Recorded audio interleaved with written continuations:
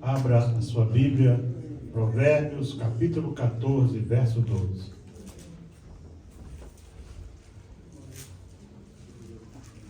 Há um caminho que ao homem parece direito, mas o fim dele são os caminhos da morte. O título dessa mensagem é Os Caminhos da Morte. O mais estranho que possa parecer, nem sempre o caminho que conduz à morte, e não me refiro à morte física, mas quando falamos de morte aqui, é basicamente morte espiritual. Quando a Bíblia diz a alma que pecar, essa morrerá, não quer dizer que vai ser a morte física, mas sim a morte espiritual. Nem sempre, portanto, o caminho que conduz a esta morte espiritual, como nós nos acostumamos a dizer, ele nem sempre é um caminho irregular, nem sempre é um caminho cheio de curvas. Muitas vezes é um caminho aparentemente reto. Ele parece direito, ele parece correto, ele parece certo, mas na verdade apenas leva o homem para a morte, muitas vezes física, mas principalmente a morte espiritual.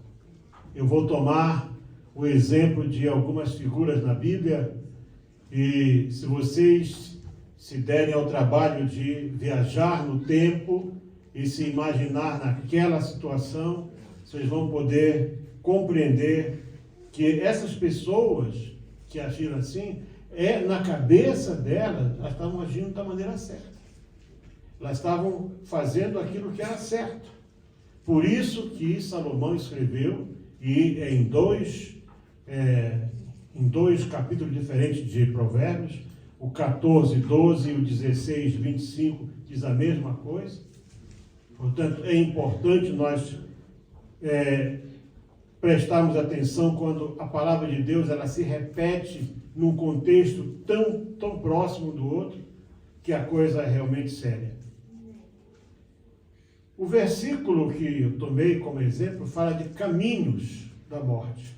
Portanto, não é só um caminho, há mais de um. Não é só uma postura, não é só uma atitude, há mais de uma atitude. E eu vou começar lá pelo princípio, um dos primeiros homens, né, da Bíblia, Caim. Caim e o caminho da rejeição de Deus. Por alguma razão que a própria Bíblia talvez oculta ou não nos traz clareza, embora nós possamos encontrar aqui e ali lampejos, né, de como é que era o caráter de Caim, mas podemos perceber que Caim não era uma pessoa muito correta. Por exemplo, na primeira carta de João, capítulo 3, verso 12, se você observar que, apesar do pouco que se fala de Caim, vários textos da Bíblia mencionam esse personagem, e na primeira carta de João, capítulo 3, verso 12, nós temos a seguinte colocação. Vou achar aqui rapidinho com vocês. Diz assim, ó.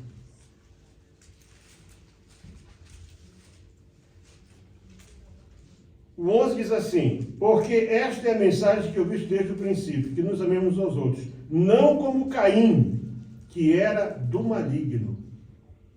Portanto, observa que entre os apóstolos havia, e isso era fruto do conhecimento que eles herdaram da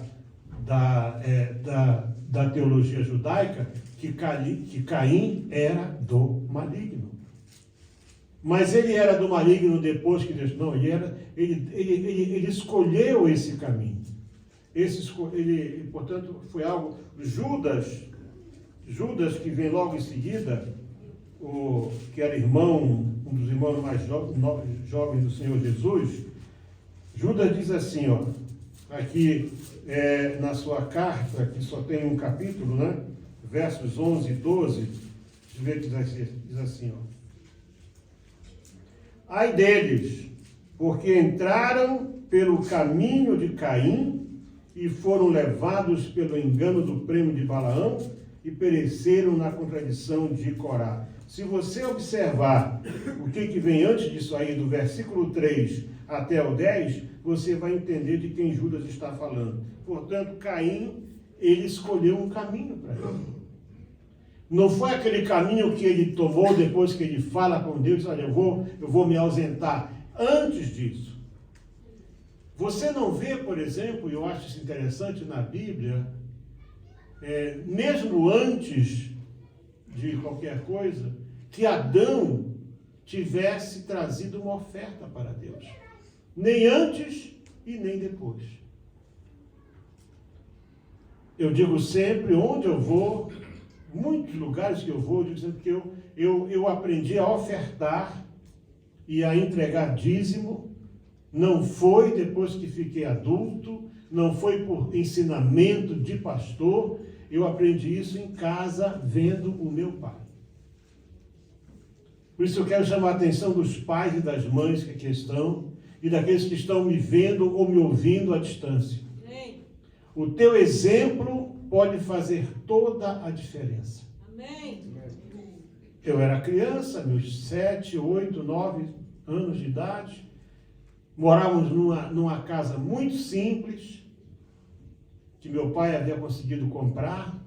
Meu pai trabalhava em 3 trabalhos. Eu via meu pai final de semana. Por quê? Porque meu pai saía cedo para trabalhar. Quando ele voltava à tarde, às vezes eu estava na escola.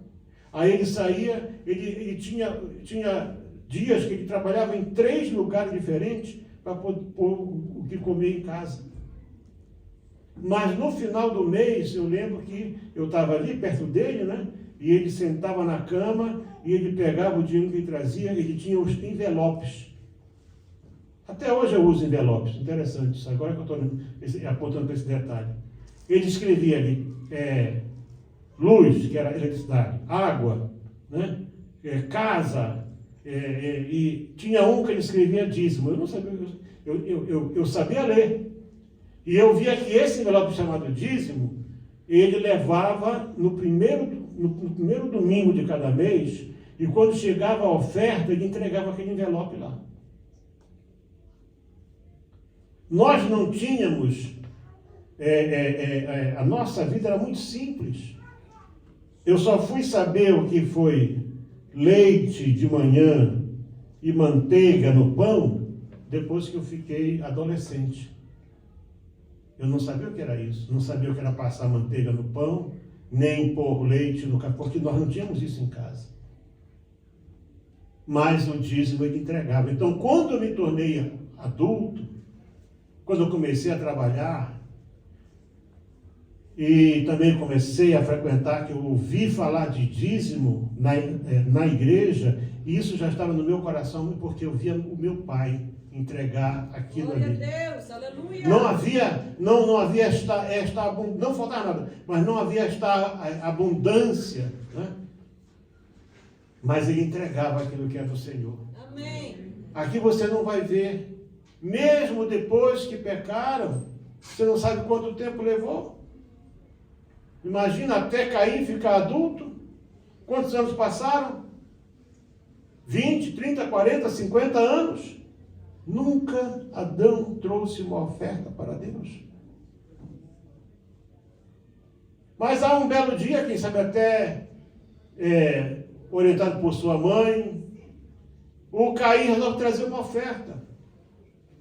Mas a Bíblia diz claramente que para ele e para a oferta dele, Deus não prestou atenção. Deus não olhou com o olhar de quem está recebendo. Quer dizer, Deus primeiro rejeitou Caim e depois rejeitou a oferta dele.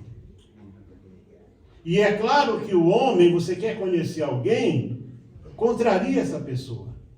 Vai contra uma posição dela. Aquilo que ela acha que é certo ou aquilo que ela quer fazer. Aí você vai conhecer a pessoa. E Caim ficou irado contra Deus.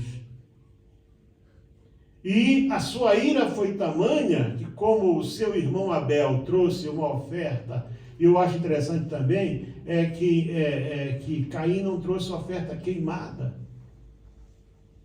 Eu entendo que Abel, quando trouxe a sua oferta, o primeiro altar, porque ninguém podia sacrificar se não houvesse um espaço próprio, Abel não trouxe o carneiro. Deus, come aqui esse carneirinho, não, porque Deus não come nada. Deus não come o teu dinheiro, Deus não come o teu pão, Deus não quer nada teu. Deus não precisa de nada daquilo que é nosso. Nada. Mas eu entendo que o primeiro altar foi o Abel que construiu, quando ele ofereceu para Deus do melhor que ele tinha. Portanto, tudo indica que não foram primícias. Não houve desprendimento. Foi um caminho de relaxamento. A Bíblia diz o que lá em Jeremias? Maldito aquele que faz o trabalho do Senhor relaxadamente. Olha, está trabalhando para Deus. Mas não faz com o princípio básico que agrada o coração de Deus. Então, qual foi o caminho que o Caim escolheu depois? O Caim já tinha escolhido antes o caminho. Aquela oferta tardia, aquela oferta, sabe, quando já não tem mais nada o que fazer, quando o dinheiro já estava sobrando, quem sabe os frutos estavam ficando podres. Que ele trouxe frutos, já não tinha mais, né? Não sabemos quanta gente havia ali, mas não eram só eles, já havia irmãs. O certo é que o que ele trouxe não agradou a Deus. Esse caminho, portanto, que não é o caminho de colocar Deus em primeiro lugar. E eu quero já dizer a vocês o seguinte, já vou logo alertando aqui, essa mensagem, eu só fui prestar atenção para isso quando eu estava terminando, ela começa e ela vai terminar falando de oferta. Sabe por quê, meus irmãos? Porque quando Deus ministrou sobre ofertas para Moisés, você pode ver isso lá no livro de Êxodo, a partir daí, presta bem atenção que quando Deus ministra sobre oferta, Deus coloca a oferta como se fosse um pacto, um compromisso, uma aliança. Elas serviam como sinal de arrependimento, elas serviam como sinal de reconhecimento de que a pessoa estava em dívida para com Deus, e também serviam para mostrar agradecimento pela bênção que Deus tinha colocado na sua vida. Amém. Domingo passado, eu estava aqui ministrando, eu falei a vocês, lá em Deuteronômio 26, 13 a 15, sobre a oração que é ensinada até hoje em toda a comunidade judaica, como a oração que ela é aquela oração que traz prosperidade financeira. Aleluia. Mas essa oração, se você observar, ela é um compromisso, ela é um pacto com Deus. Ela é uma aliança com Deus para que você seja financeiramente abençoado. Nessa oração aí. Não é só você chegar e dizer, eu vou orar. Deus diz assim, não. Depois que você fizer isto aqui, tu vais orar desta maneira. Então, há todo um contexto ali para que você possa fazer essa oração e cobrar de Deus, como ele diz lá em Malaquias, porque a oferta está em Gênesis, a oferta está lá em Malaquias também, começa e termina o Antigo Testamento com oferta, quando Deus diz assim, e fazei prova de mim, quer dizer, você só pode fazer prova de Deus se você tiver cumprido aquilo que Deus disse, faça isso. Sabe por quê, irmão? Porque tem dinheiro para tudo. Tem dinheiro para comprar batatinha, que é caro que só. Tem. Um pacotinho de batata é capaz de custar mais do que um pão. Tem dinheiro para cold drinks, que não são baratos. Tem dinheiro para muita coisa. Então, se você quer agradar a Deus, começa por Deus em primeiro lugar na tua vida. Amém. Aleluia. quando eu observo todo o princípio do relacionamento com Deus, e a Bíblia diz o quê? Se você entregar o teu caminho ao Senhor e confiar nele, tudo mais ele fará.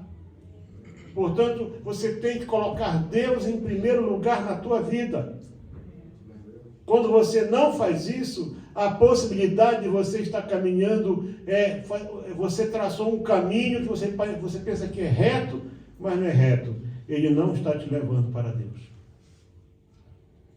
Eu vou falar agora de um personagem que, pelo que eu percebo na Bíblia, ele foi rejeitado por Deus ainda no ventre. Alguma coisa lá dentro, Deus já não gostou. Não sei se ele enfiou a pata na cara do Jacó, mas ele fez alguma coisa. Porque a Bíblia diz assim: amei Jacó e aborreci Esaú. Mas Hebreus 12, versos 16 e 17, vamos ver qual foi o problema desses filhos que Isaac teve, né? Hebreus 12, 16 e 17, diz assim, ó. Primeiro fala aqui no 13, fala assim: e fazei veredas direitas para os vossos pés. 14, segui a paz com todos. 15, tendo cuidado que ninguém se prive da graça de Deus. É importante você observar como cada um desses versículos está começando. E o 16, e ninguém seja fornicário, ou fornicador, ou profano, como Esaú, que por um manjar vendeu o seu direito de primogenitura. Eu fui ver o que quer dizer a palavra profano, profanar. Profanar é não respeitar aquilo que é santo. Então, e o que é santo? É aquilo que Deus declarou como santo, como principal, como importante, como prioridade. E parece que Esaú nunca prestou atenção para nada.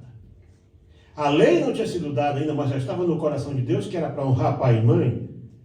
E eles estavam ali, e Esaú sabia que Isaac e Rebeca não queriam as mulheres daquela terra. Então, o que ele fez? E há uma altura que diz assim: e vendo Esaú que seu pai e a sua mãe não gostavam das mulheres daquela terra, ele foi e pegou mais duas. Portanto, ele era um profanador. O caminho dele, e ele nasceu primogênito. Mas ele escolheu o caminho da violência, ele escolheu o caminho... se diz que ele era devasso, devassidão, falta de controle moral. Ele era moralmente contaminado. E ele imaginava: não, como eu sou primogênito, é tudo meu. A história de Esaú, portanto, ela tem alguma coisa nova, pois vemos alguém que foi rejeitado por Deus, possivelmente ainda no ventre. O que em princípio parecia ser um princípio injusto, Deus dizer, né? Amei Jacó e aborreci Esaú, mas se você observar as atitudes de Esaú na vida dele, mostram que ele preferiu andar no caminho da contrariedade, da desobediência, da rebeldia, da iniquidade. E o pastor Júnior não chegou a ler capítulo 6, verso 23, na sexta-feira. Eu fiquei esperando ele ler. Diz que o salário do pecado é a morte, mas o dom gratuito de Deus é a vida eterna em Cristo Jesus, nosso Senhor. Glória a Deus, aleluia. Eu fiquei ali sentado, torcendo que ele lesse essa parte aí, mas foi na hora que o negócio começou a apitar de bibi, já a luz já ia embora, então cortou a mensagem aqui, na hora aqui. Por quê? Porque há um preço para tudo. Atitudes, escolhas, decisões geram consequências. Geram consequências. Portanto, Esaú, ele era imoral, ele era devasso, ele era uma pessoa largada na vida. E ele não respeitou o princípio da primogenitura. Vendeu. Ali ele abriu mão de tudo. Em vez de escolher o caminho da simplicidade, da obediência aos pais, vocês acham que isso só começou a valer quando Deus colocou na lei? Honra teu pai. Não, isso já estava no coração de Deus. Se você observar as atitudes do povo, né, mesmo daqueles reis, mesmo de Faraó, quando descobriu que Sara era mulher de Abraão, ele disse: o que tu fizeste? Depois Abimeleque também, quer dizer, já havia aquela coisa contra o adultério, contra forçar. Não havia lei contra isso, era uma lei moral. E a pessoa é imoral quando ele quebra uma lei moral.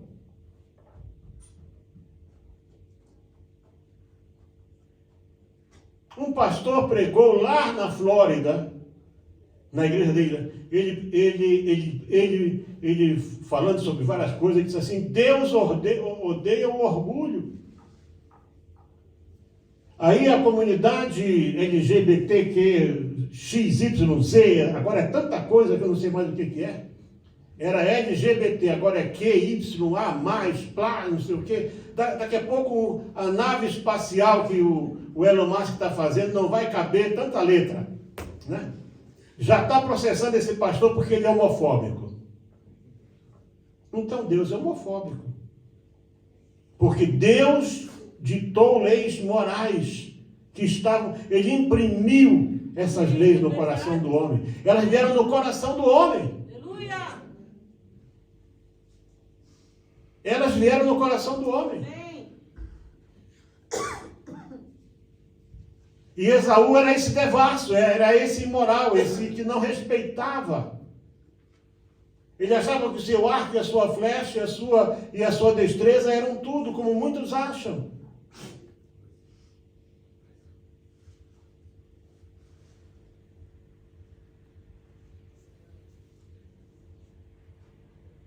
E sabe, irmãos, há um limite para o que Deus pode tolerar.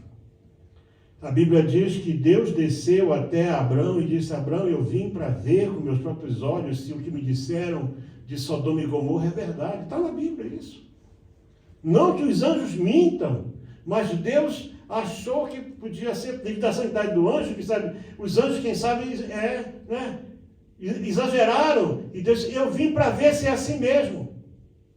E Deus viu que era assim mesmo, e Deus mandou juízo sobre Sodoma e Gomorra. Quer dizer, Sodoma e Gomorra ultrapassaram a linha da graça de Deus. Verdade. Mesmo assim, na intercessão de Abraão, se houvesse 10 justos ali dentro, Deus pouparia aquelas 3 cidades que foram dizimadas. Foram 3 cidades, só se fala de 2, mas foram 3.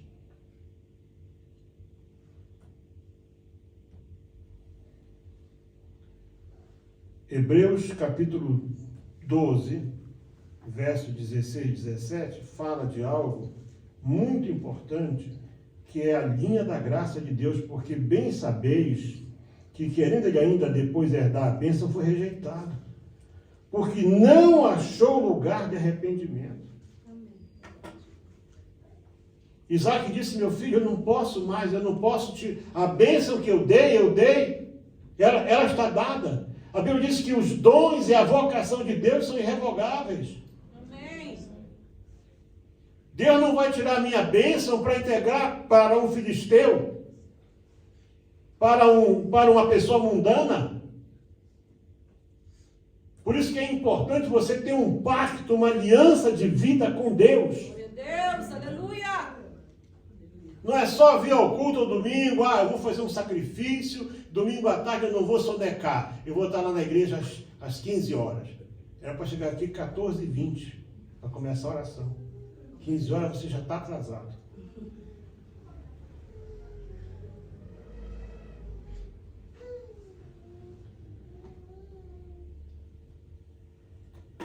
Aquele que seria, portanto, o primogênito, uma vez que Rúben perdeu a primogenitura. Judá perdeu também, porque saiu da casa do seu pai e foi casar lá fora. Ele teve 2 filhos. Os 2 primeiros filhos dele, Er e Onã, trilharam o caminho da maldade. Nós não sabemos qual era, um de um sabe do outro, a gente não sabe. Mas a Bíblia fala aqui em Gênesis capítulo 38, vamos lá, primeiro livro da Bíblia, Gênesis 38, eu vou abrir junto com vocês aqui, para nós podermos ler juntos, 38 de Gênesis, versos 7 a 9, diz assim, ó.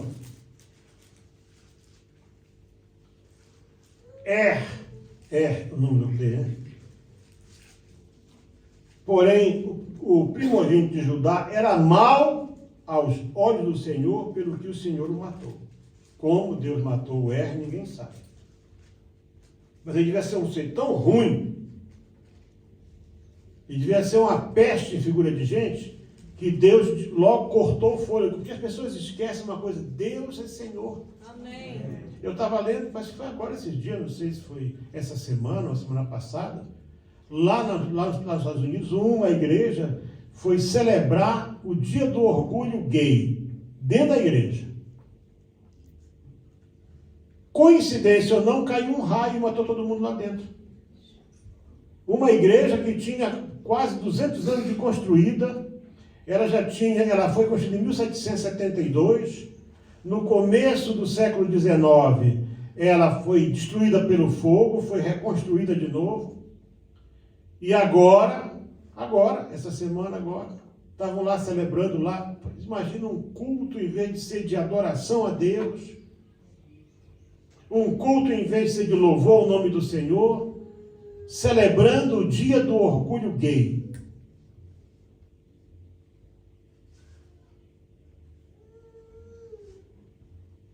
Veio um raio e acabou com tudo.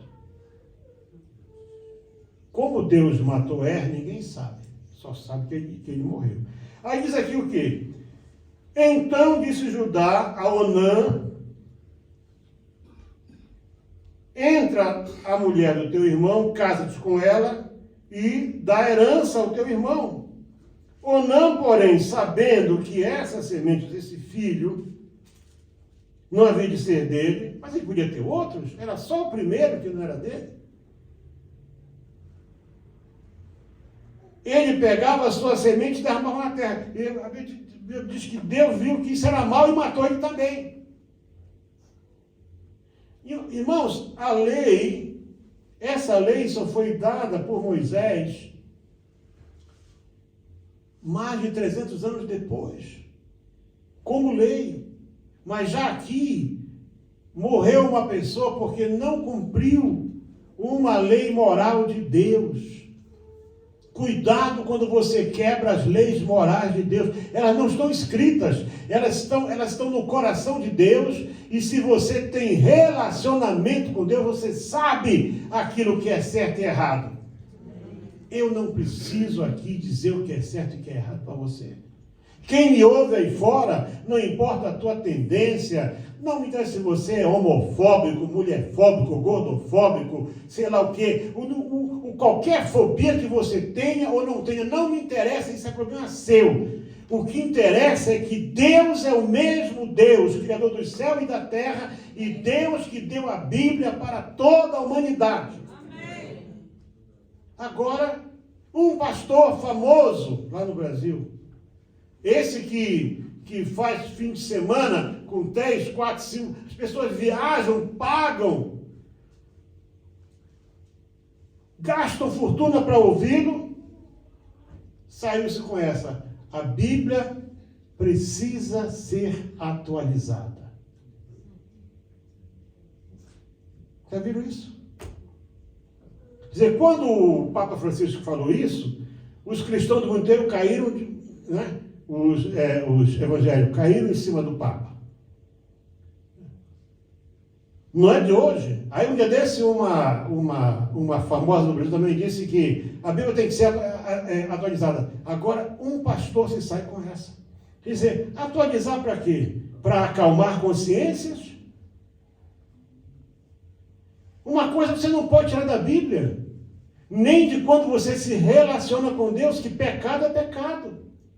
Pecado é agir fora da vontade de Deus.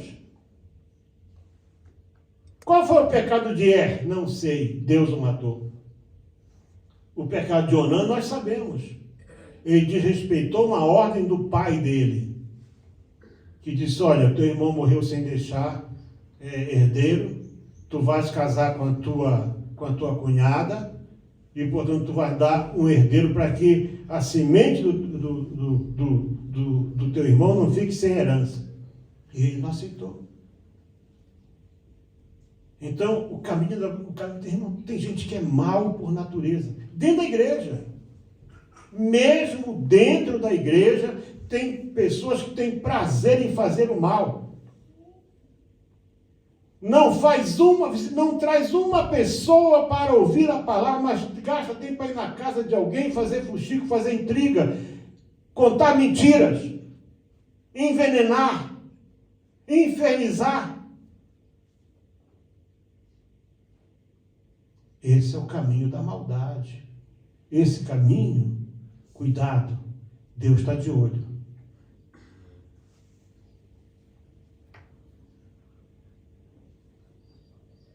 Assim como Deus não aceitou a oferta de Caim, porque ele não era bom.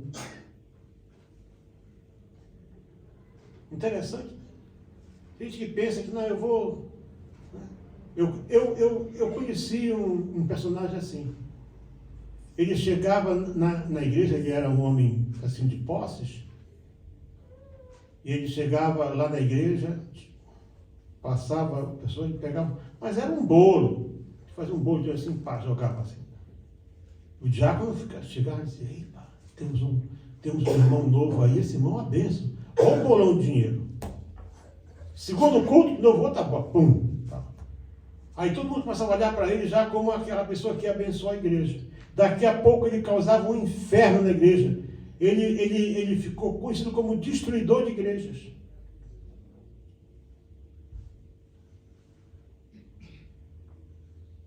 Oferta, se não for dada da maneira certa, não chega ao céu.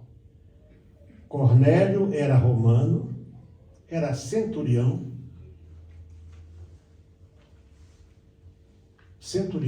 mas diz que as ofertas e as orações dele alcançaram o céu, e Deus mandou um anjo falar com Pedro. Deus primeiramente mandou um anjo falar com ele. Diz assim, olha, Cornélio, tuas orações e tuas ofertas chegaram no céu. Mas falta uma coisa para ti, Cornélio. Tu tens que conhecer a minha palavra. Manda buscar o Pedro.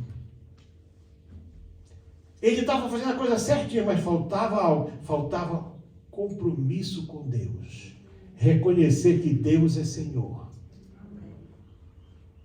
Quando Pedro chega lá, Pedro descasca que era de judeu, né? Vocês sabem que não é lícito o judeu vir na casa de gentil, mas eu estava lá e antes de comer eu estava com fome e me deu um sono e eu tive uma visão assim e tal, aí eu vim aqui.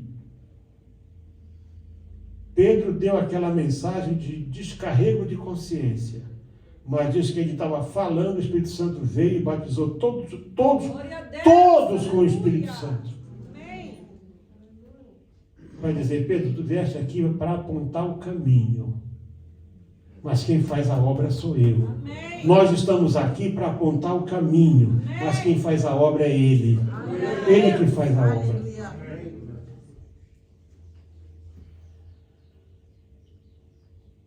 Eu estava falando hoje, na hora do almoço, que Deus é radical.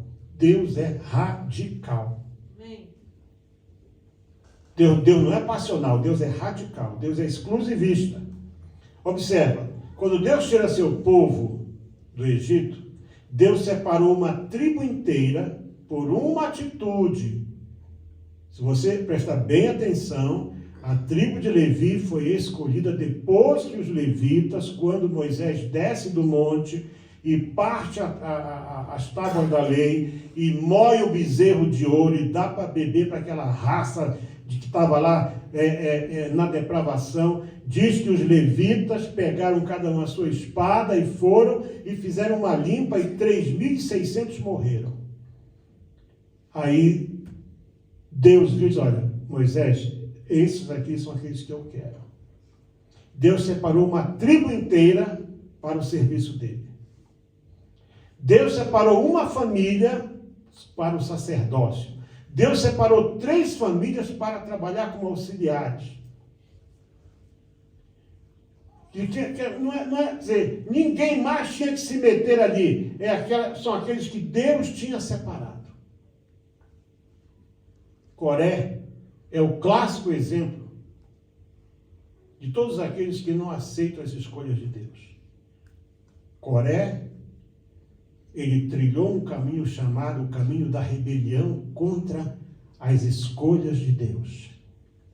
Isso é uma coisa séria. Vamos lá para Números capítulo 16. É o 4º livro da Bíblia.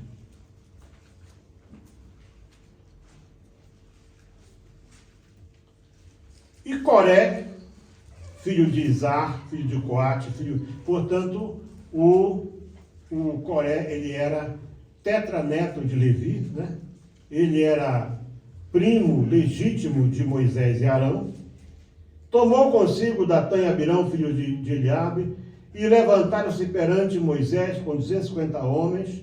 E veja só como é que ele começa. Vejam que ele usou argumentos cujas bases na aparência eram boas e corretas. Portanto, a argumentação de Coré, ela não era fora do contexto. Ele foi e buscou argumentos, vamos dizer assim, no mínimo legalmente corretos. Talvez não teologicamente, mas legalmente corretos. Verso 3. E congregaram-se contra Moisés e Arão e eles disseram, chega, pois toda a congregação é santa. Todos eles são santos e Deus está no meio deles. Tudo verdade. A congregação do povo de Deus é santa. Amém? Se você não crê, então o problema é seu. Deus está no meio deles? Sim, Deus está no meio de nós. Isso é verdade também. Todo o cristão, em particular, segundo a Bíblia, ele é santificado pela palavra, portanto ele é santo. Então, aqui a base correta, um caminho certíssimo. Eu digo sempre que aqui é uma das primeiras rebeliões de natureza político-religiosa da história da humanidade, está aqui.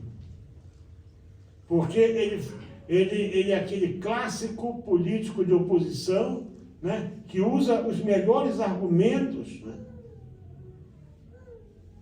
para mostrar que aquele governo está errado, que o governo está fazendo tudo errado, e etc e tal, para dizer que ele sabe como é que tem que fazer certo. Aí tu vota nele, ele quando senta lá esquece tudo aquilo que ele disse. Onde começou o erro? Todos eles são santos. O Senhor está no meio deles. Por que, pois, vos elevais sobre a congregação de Deus?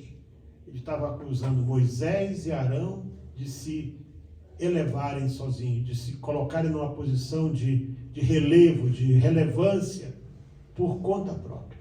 Eles estavam colocando em dúvida a escolha e a separação de Deus. Meus irmãos, sem querer ir muito longe nessa parte, desde esse dia, apesar do que Deus fez, apesar do episódio da vara de Arão que floresceu, e eu já vi, por exemplo, uma vez eu construí uma cabanazinha no mato. Eu morava no mato mesmo, e cortamos lá varas e tudo, e fiz a cabana. Passados uns dias a vara estava, mas era uma vara verde. Uma vara verde que eu colhi e plantei, ela brotou mesmo. Mas a vara de Arão é aquela vara que ele trazia desde quando saiu lá do Egito. Era a vara dele. Era a vara seca. E diante do Senhor estavam lá 13 varas, porque eu digo são 13, por quê? Porque eram 12 tribos. Eram as 10 tribos, mais Efraim, Manassés e mais a tribo de Levi, que Deus mandou pôr lá. Porque Deus queria mostrar quem ele tinha escolhido. E diz que a vara de Arão floresceu. Você vai ver isso no capítulo seguinte, que é o 17. Você pode ler em casa, ver o milagre da vara florescer. Mas quer dizer, quando Coré fala isso, por que vocês estão se colocando acima do povo? Nessa hora, Moisés e Arão fizeram a coisa certa. Você não discute a tua posição. Se Deus te chamou, você vai para os pés do Senhor. Diz que eles se ajoelharam diante de Deus. Eles caíram diante de Deus e isso fez toda a diferença. Rebelião não prospera quando você vai para os pés do Senhor. Quando você põe teu joelho em terra, quando você cai com o rosto no chão e você clama por Deus, Deus vai te fazer justiça. Deus vai fazer florescer a vara de autoridade que Ele pôs na tua mão, como chefe da família, como pai, como sacerdote, como líder. E não havia lugar mais para eles na terra. Eu nunca vi rebelde se curar. Eu não conheço. Político de oposição só deve ser oposição quando ele vai para o governo. Aí a terra se abriu e engoliu eles todos, e eles perderam tudo ali mesmo. Balaão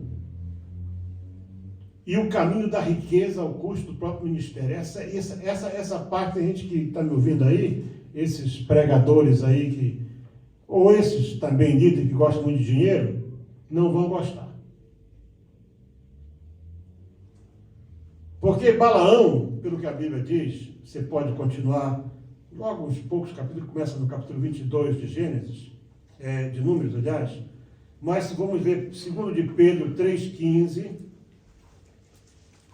e Judas de novo 12. 2 de Pedro 3,15 e Judas 12.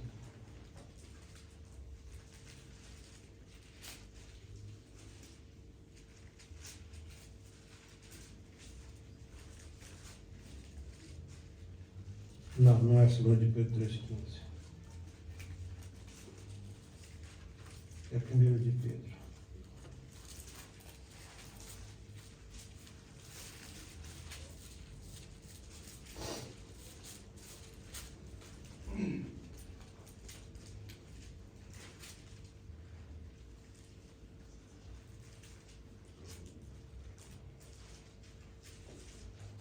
Judas, para ficar mais fácil, diz assim, ó.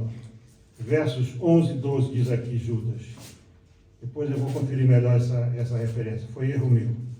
Judas diz assim: que estes se banqueteiam, diz aqui, ó. Ai deles, porque entraram pelo caminho de Caim e foram levados pelo engano do prêmio de Balaão e pereceram na contradição de Coré. Estes são manchas em vossas festas de caridade, banqueteando-se convosco, apacentando-se a si mesmos, sem temor, são nuvens sem água, levadas pelos ventos de uma a outra parte, são como árvores murchas, infrutíferas, 2 vezes mortas, desarraigadas, ondas impetuosas do mar. Então, meus amados irmãos, acerca destas pessoas, o Senhor vem falando, não é de hoje, que nós devemos evitar esse tipo de comportamento que eles têm, porque o Balaão, ele, segundo a Bíblia, ele morava num lugar chamado Petor, bem próximo ao Eufrates. A terra que Abrão vivia era Arã, que era depois do Eufrates. Ele era arameu, mas era próximo ali. Estava bem longe da terra de Israel. Balaque foi lá, ele era um vidente que usava de mágica, de magia, de sortilégios, E Balaque foi lá e mandou buscá-lo e ofereceu dinheiro para ele vir e amaldiçoar o povo de Deus. Dinheiro para isso. E o que eu acho interessante quando eu vejo aqui em Números 22, é que quando os homens chegam lá, a Bíblia diz que eles levaram com eles o dinheiro para pagar aquela profecia. Profecia que valia dinheiro. Profecia que não era bíblica.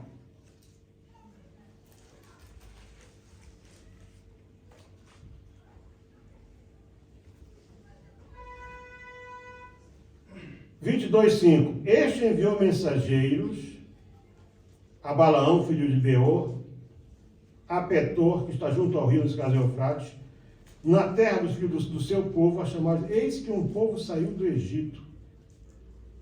Verso 7 diz assim: então foram-se os anciãos dos Moabitas e os anciãos dos Midianitas com o preço dos encantamentos nas mãos. Portanto, eles levaram dinheiro para pagar a magia. Ele não era só um falso profeta, ele era um vidente que Deus podia usar eventualmente, por isso que ele tinha experiência com anjos, quando ele viu o anjo do Senhor, ele sabia que quando Deus falava, ele não podia ir contra a vontade de Deus, mas ele secretamente, na aparência, ele rejeitou o dinheiro de Balaque, mas por trás disso, olha, no entanto eu vou te dizer aqui como você faz para destruir esse povo. Então, ele vendeu, ele abriu mão do ministério dele por causa de dinheiro. E, infelizmente, se você der uma olhada na história recente da igreja, da década de 70 para cá, quando começaram a surgir os grandes teleevangelistas, né? Aqueles que começaram com programas de televisão, e a nível mundial, e etc, e tal, e coisa, você observa que a partir daí é que começou essa busca desenfreada por dinheiro.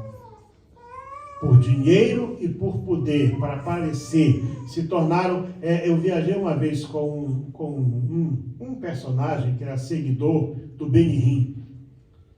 Sabe que o Benihim tem aquele cabelo dele, né? Segundo consta, ele anda com uma pessoa só para preparar o cabelo dele.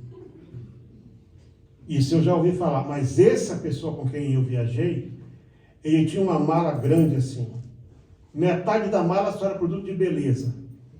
E tinha um negócio lá, que eu acho que era um secador de cabelo. E eu, o que é isso? Não, isso aqui. Eu falei, ele disse para mim, eu gasto meia hora por dia só para pôr o meu cabelo desse jeito, igual como o Benihim faz.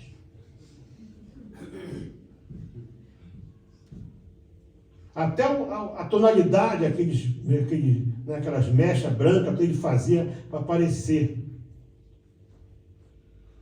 Então, como isto custa dinheiro, né? Então a pessoa já não é mais Deus, já não é mais Cristo que aparece. Aí tem que ser o homem. Aí tem que ser a forma do homem. Mas aquele de quem eles falam, ele era tão simples que tiveram que pagar alguém para dar um beijo nele para saber que ele era o Senhor. Ele não era diferente de ninguém. Ele era semelhante a todos. Não havia nada nele. A Bíblia diz que nenhuma beleza havia nele para que nós fôssemos atraídos. Pelo contrário, ele era um homem de dores, experimentado nos trabalhos, homem que sabe o que é padecer. Veja em Isaías 53 a descrição mais sincera de como seria o Messias. Esse de quem as pessoas usam o nome e a atitude, o sacrifício, e a autoridade, e a palavra, e as promessas, para realizar milagres, porque Deus é fiel à sua palavra. Igual como Balaão fez. Do conhecimento de Deus, da revelação de Deus, do poder de Deus, para por trás assambarcar dinheiro, prata, vantagens.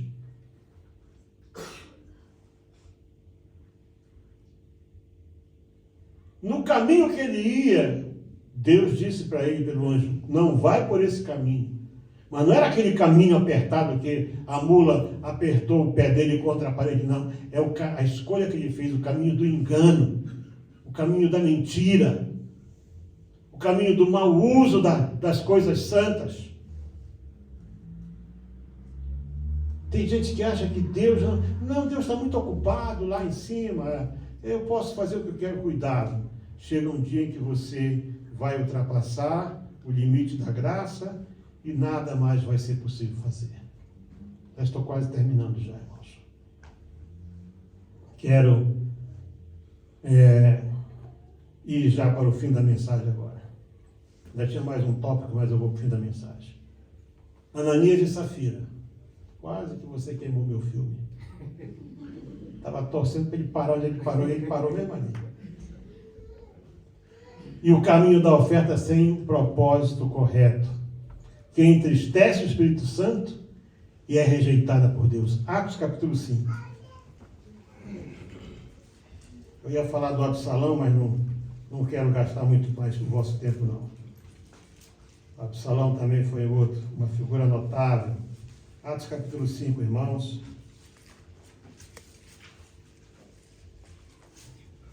Porque realmente, a Bíblia diz aqui no capítulo 4, verso 35, diz assim, e repartia-se a cada um segundo a necessidade que cada um tinha.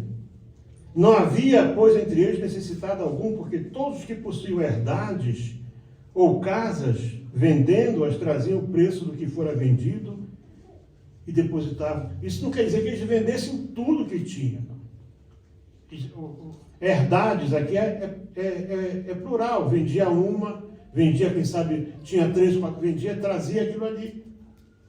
Eu entendo dessa maneira. Diz aqui o quê? E José, cognominado pelos apóstolos Barnabé, que quer dizer filho da consolação, levita, portanto ele era levita, portanto ele sabia o que era ofertar. Ele havia nascido não em Israel, ele era um judeu cipriota, né? Possuindo uma herdade, vendeu-a e trouxe o preço e depositou aos pés não diz que era única, era uma herdade, e colocou aos pés dos apóstolos. Ele disponibilizou aquele valor. E Ananias e Safira tinham várias propriedades. Vendeu uma propriedade. Vendeu uma. Quer dizer, tinha outras. Eu penso que aqui, eu levei muito tempo. Foi ainda agora, hoje, que eu fui ver isso aqui. E podia ter entregue até a metade. Diz, olha, irmão Pedro, nós vendemos isso aqui por 1.000, queremos dar 500 aqui. Iam ser abençoados. Mas eles trouxeram aquela oferta de engano para aparecer.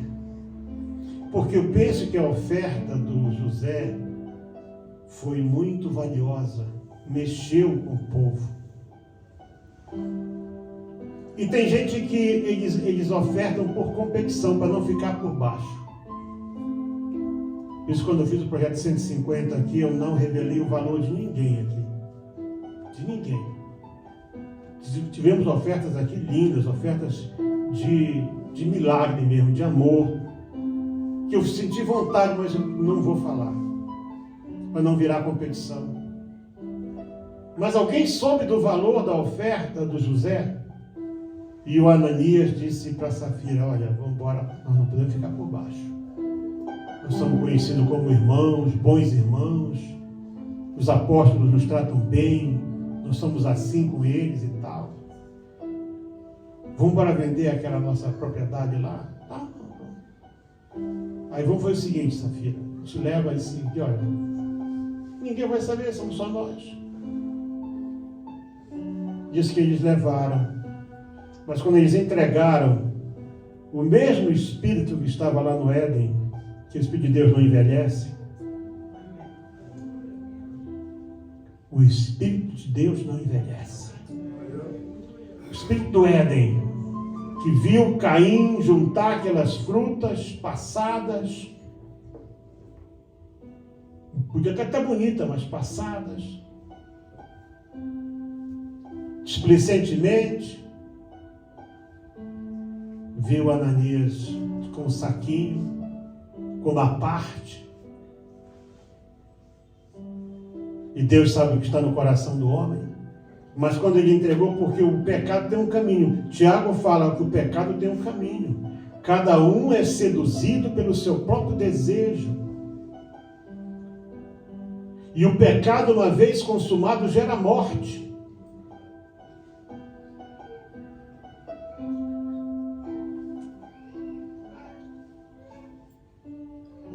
E reteve parte do preço, 5,2. Sabendo também sua mulher, portanto foi um conluio entre marido e mulher. E levando uma parte, depositou, nem disse o que era, só pôs lá. Pá, chegou lá e pá. Sacão de dinheiro, parece aquele camarada que faz agora. Sacão de dinheiro, pá. Vai saindo, todo feliz, o povo vendo, né? Mas o mesmo espírito que estava diante do templo, vendo os ricos jogarem grandes valores no gasofilácio. E vem uma viuvinha com 2 moedinhas. E o judeu sempre foi muito apegado a valores. Até hoje. Até hoje é. Jesus disse assim, é verdade. Esses todos aqui deram daquilo que estava sobrando. Ela deu do sacrifício dela, entregou o que tinha. O princípio de Deuteronômio 22, 26, 13 a 15 é sacrifício. Tome nota disso. Porque no domingo que vem eu vou lançar as 4 semanas do sacrifício aqui para você. Irmão, nós vamos quebrar em nome do Senhor Jesus essa praga da derrocada financeira. Nós vamos declarar aqui saúde financeira para você conseguir tudo aquilo que teu coração deseja e Deus aprova. Em nome de Jesus. Com base na Bíblia. Amém. Com base na Bíblia. Porque o princípio de Deuteronômio 26, 13 a 15 é sacrifício. É compromisso com Deus. Não é exibição, não é aparência, não é displicência. Por isso que Deus dizia o quê? Não me traga nenhum animal defeituoso. Se tiver uma pinta, fica com ele. E o Senhor ainda diz assim, se tu vais levar de oferta ao governador, tu vais dar um animal defeituoso? Não.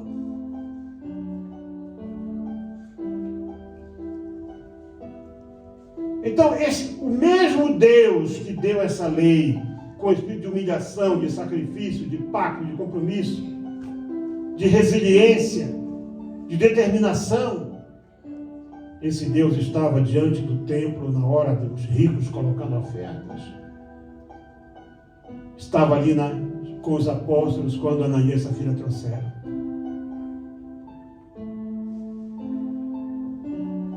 Essa mensagem eu vou terminar como eu comecei. Uma oferta trazida perante o Senhor sem o propósito correto.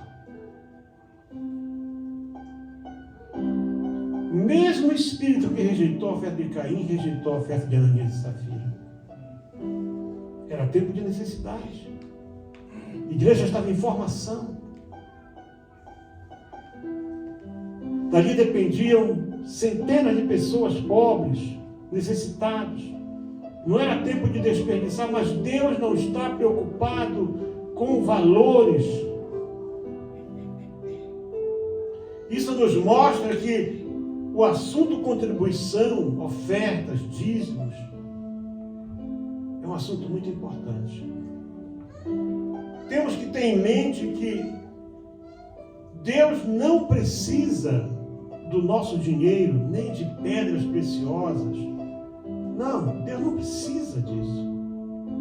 Tem uma altura que ele fala, se vocês trouxessem 10.000 barris de azeite, não vai fazer diferença, porque ele disse, Deus, eu não vou consumir azeite.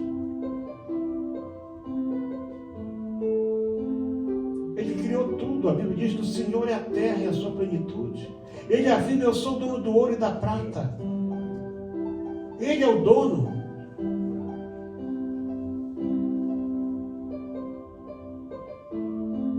Por isso, no encerrar dessa mensagem, eu quero lembrar você. Vocês sabem que isso não é parte daquilo que eu normalmente falo aqui, mas eu tenho estado preocupado com a vida de vários irmãos e irmãs aqui. E Deus colocou esse propósito no meu coração. Nós vamos arrebentar isso em nome de Jesus. Não vamos para a televisão aí faz espetáculo, não. Nós vamos mostrar no campo espiritual que nosso Deus é real. Amém. E que Ele é poderoso para abençoar o seu povo na simplicidade da sua casa. E as pessoas vão te ver lá fora: mas como é possível? Você trabalha no mesmo lugar que eu trabalho, ganha o mesmo. Como é possível? Você vai dizer: porque eu tenho um Deus que aleluia! Eu tenho um Deus que abençoa. Eu tenho um Deus que recebe aquilo que eu entrego a Ele. Amém.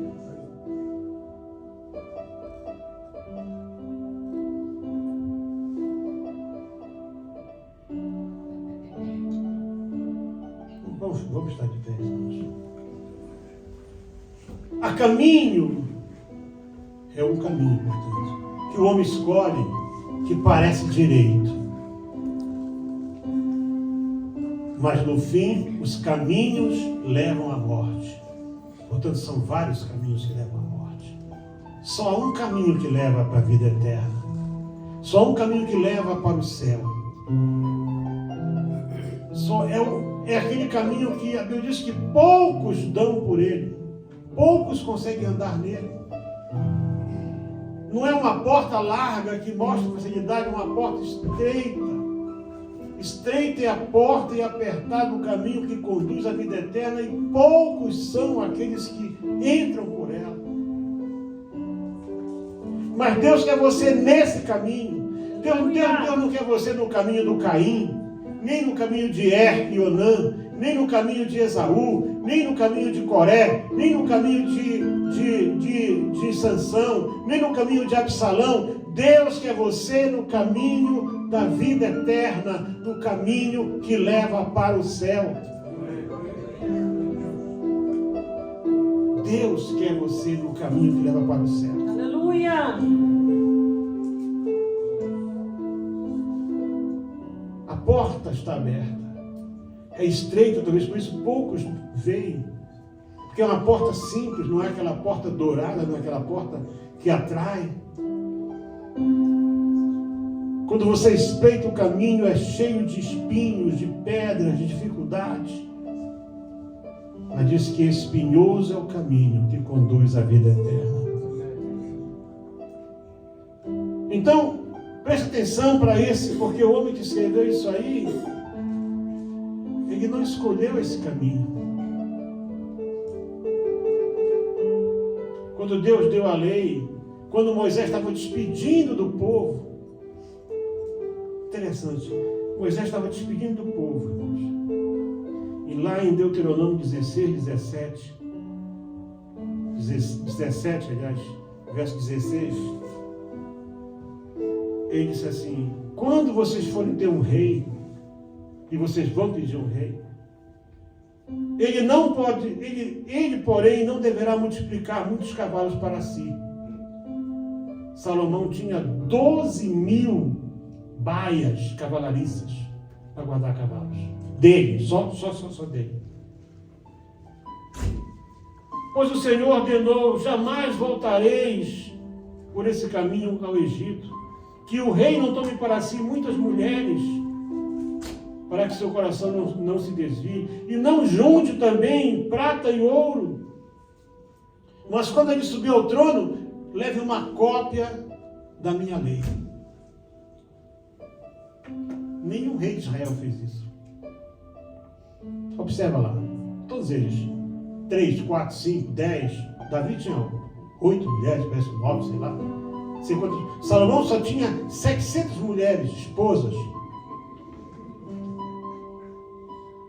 e 300 concubinas, e milhões e milhões e milhões de ouro e prata e pedras e não sei o que, isso e aquilo.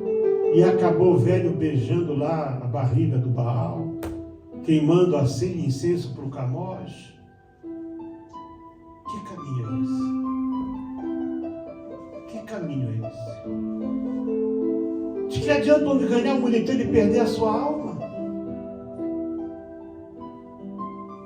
Então você presta atenção, porque isso depende de nós. Deus já fez o que podia fazer, depende de nós. Depende de você que me ouve.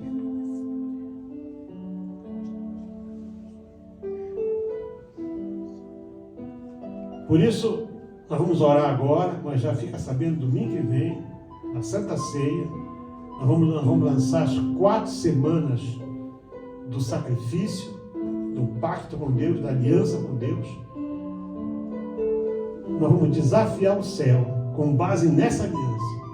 E você vai ver se vai funcionar ou não vai funcionar na tua vida. Tem que funcionar, porque Deus diz, eu velo sobre a minha palavra para a cumprir. Mas se você não está ainda trilhando o caminho que vai para o céu, é só essa a diferença hoje. Que tudo começa por aí.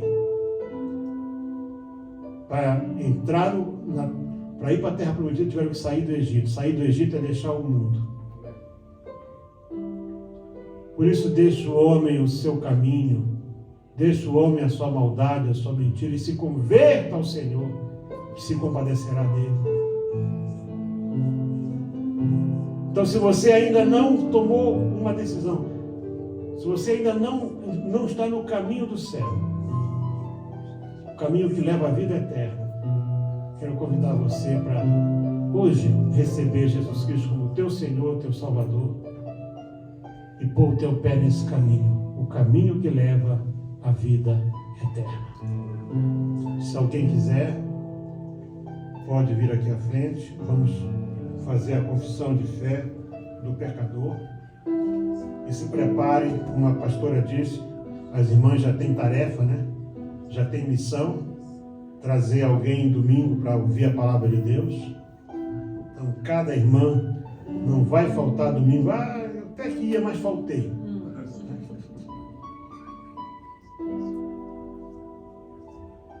Então, se alguém quer pôr o pé no caminho do céu e não está ainda nesse caminho, não importa aquilo que você crê, se você ainda não recebeu Jesus como teu Senhor e Salvador, você não pôs o pé no caminho que conduz à vida eterna. E o mais importante de tudo é estar no caminho que conduz à vida eterna. A paz do Senhor para todos. May the peace of the Lord Jesus Christ be with you all. Continuamos aqui na cidade da Beira, We're still here in Beira, agora aqui nesse lugar chamado Indunda, in this area called Indunda.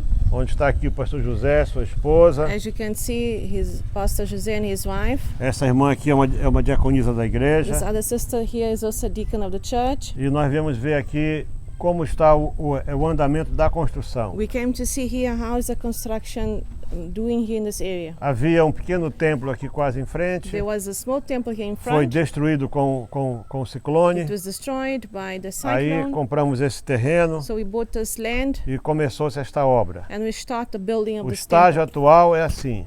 The actual status is this one. Precisa, portanto, reboco, So we need to still do the outside. piso, We need to do pintura. the flooring, the painting.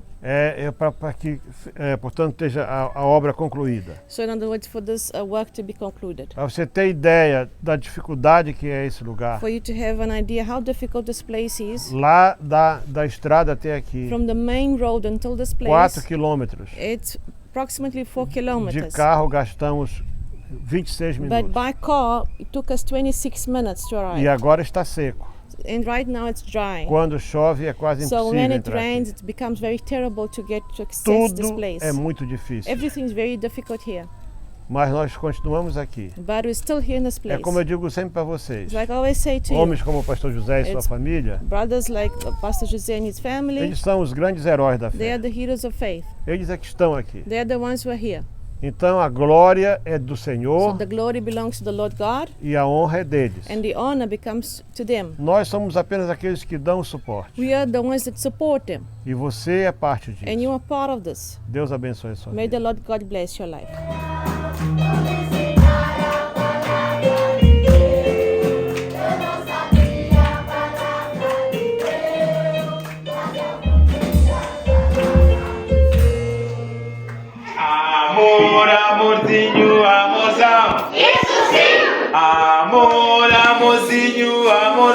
Isso sim! Amor!